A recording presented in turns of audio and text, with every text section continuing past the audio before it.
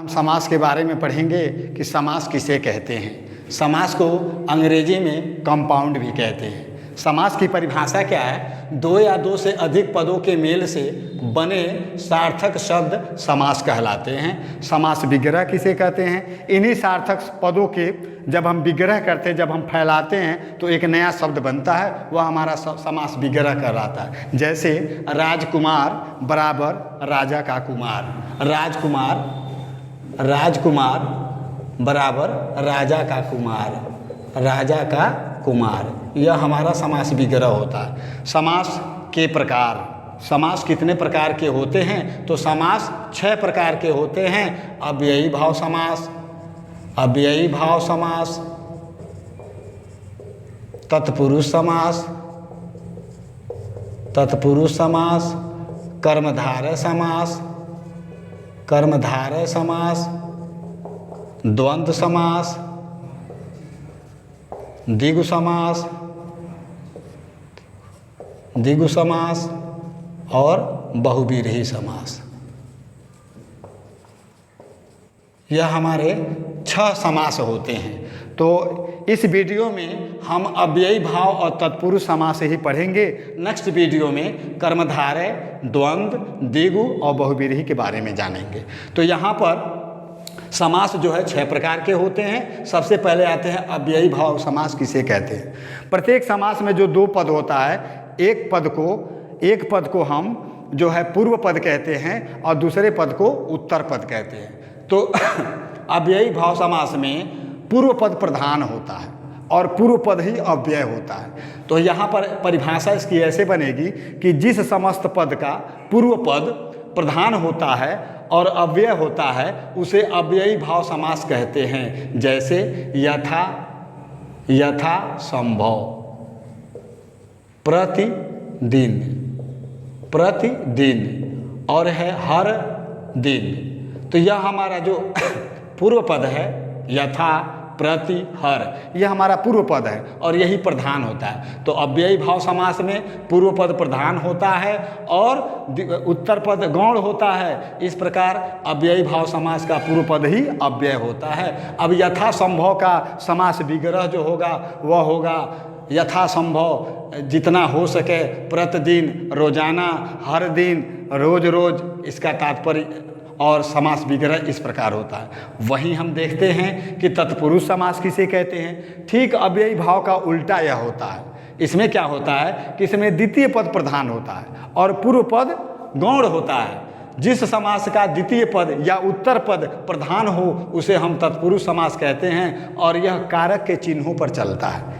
तत्पुरुष समास कारक के चिन्हों पर चलता है। जैसे कर्म तत्पुरुष का क्या है? अब कर्म कारक में क्या आता है? को आता है। कर्म तत्पुरुष में क्या आता है? को आता है। तो को का होता है कठफोड़वा, कठफोड़वा। अब कठफोड़वा क्या है? इसको यदि विग्रह करेंगे तो हमारा अभी यह चिन्ह जो है, यह विभक्ति चिन्ह को जो है आ जाएगा काठ को फोड़ने वाला। कठफोड़वा का तात्पर्य है काठ को फोड़ने वाला। उसी प्रकार कठफोड़वा का अलावा है कुंभकार, कुंभ को बनाने वाला यानी मिट्टी के बर्तन बनाने वाला। तथा माखन चोर, माखन को चुराने वाला। यहाँ एक देखें माखन चोर में क्या है? 2 पद है, माखन धन चोर। माखन जो है आपका पूर्व पद है और चोर उत्तर पद है। तो यहाँ पर माखन चोर का समास विग्रह करेंगे जब, तो यह बनेगा आपका माखन को चुराने वाला। यानी जब हम विग्रह करेंगे तो यह जो है विभक्ति चिन्ह जरूर आएगा। करण का तात्पर्य किससे है? से है। करण तत्पुरुष का से है। अब हम ऐसे शब्द को लेंगे कि जब विग्रह करेंगे तो वह से आ जाएगा। जैसे अंधकार, अंधकार में क्या है? अंधेरा से युक्त। अंधकार का अंधेरा से युक्त, अंधकार बराबर अंधेरा से युक्त, अंधेरा से युक्त। रोगग्रस्त, रोग से ग्रस्त। तो यहाँ पर जो हमारा ये विभक्ति चिन्ह जो आ रहा है, यह जब हम विग्रह करते हैं तभी आता है। अंधकार, रोगग्रस्त, ये दोनों हमारा करण तत्पुरुष होगा। संप्रदान का क्या विभक्ति चिन्ह है? के लिए।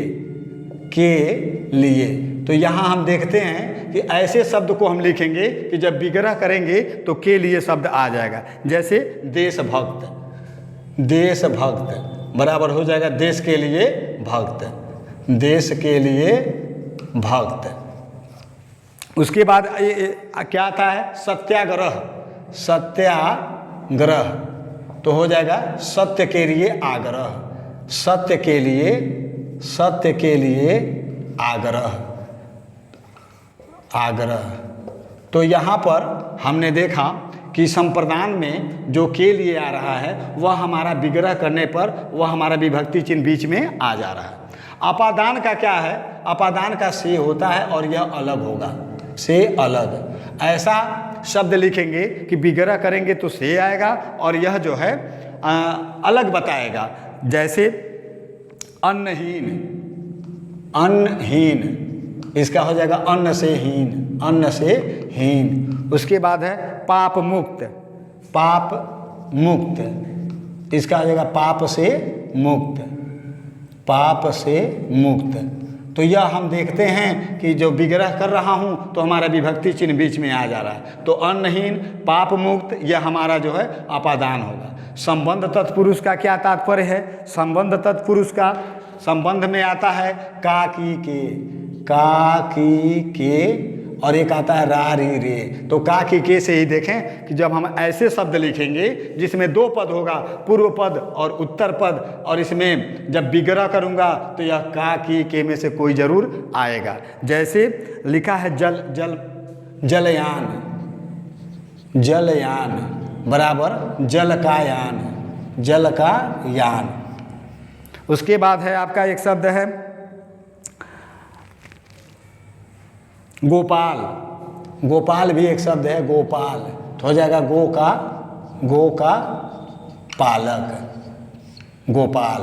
तो गोपाल और जलयान ये दोनों हमारा संबंध तत्पुरुष में होगा। अधिकरण तत्पुरुष किसे कहते हैं, तो अधिकरण तत्पुरुष में या पर आता है, में या पर ये आना चाहिए। तो ऐसे शब्द लिखेंगे जिसमें दो पद रहेगा और जब विग्रह करूँगा तो में या पर आएगा। जैसे आत्मनिर्भर, आत्मनिर्भर, आत्मा, आत्मा पर निर्भर।